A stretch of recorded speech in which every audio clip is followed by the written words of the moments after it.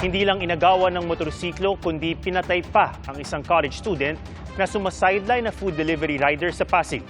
Sakristan din ang biktima sa kanilang parokya. Saksi si Emil Sumangil. Exclusive. Galing trabaho at ipaparada lang sana ni Alan Vincent Eugenio ang kanyang motorsiklo sa harap ng kanilang bahay sa Barangay Sumilang, Pasig City, madaling araw nitong Lunes. Pero habang kinukuha niya ang kanyang gamit, may dalawang lumapit sa kanya. Isa sa kanila ang bumunot ng baril at pinaputukan si Alan.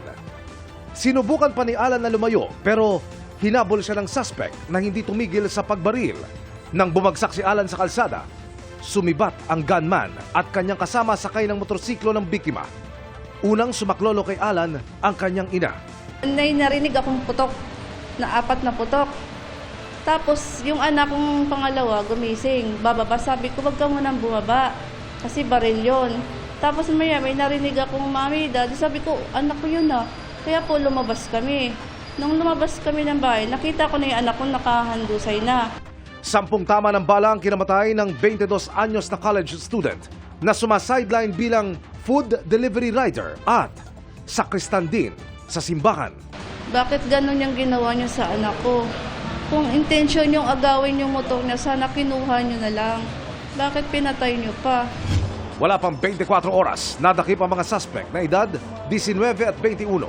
Mabilis tumulong ang mga witness na nakakita ng insidente. So ito ay binigay agad sa ating mga kapulisan. Mayroon na silang mga kinakaharap na kaso. Yung isa, may karanating case siya. Yung isa naman ay may attempted homicide. Modus operandi nila na magkarnap ng motorcycle and then pag medyo may resistance yung biktima ay binabaril. Naharap sila sa reklamong paglabag sa anti-carnapping law, illegal possession of firearms at murder. May kinalaman ka rito? O ikaw'y sinama lang? Ano ba? Sa korte na lang po. Ano no? Sa korte na lang po Sa kami korte. magsalita. Ikaw, Tol. Bakit mo binaril? Motor lang Kami po sa korte na lang po Hindi ka naawa to, pare? magsasalita. Sa Ha? korte na lang po talaga magsasalita.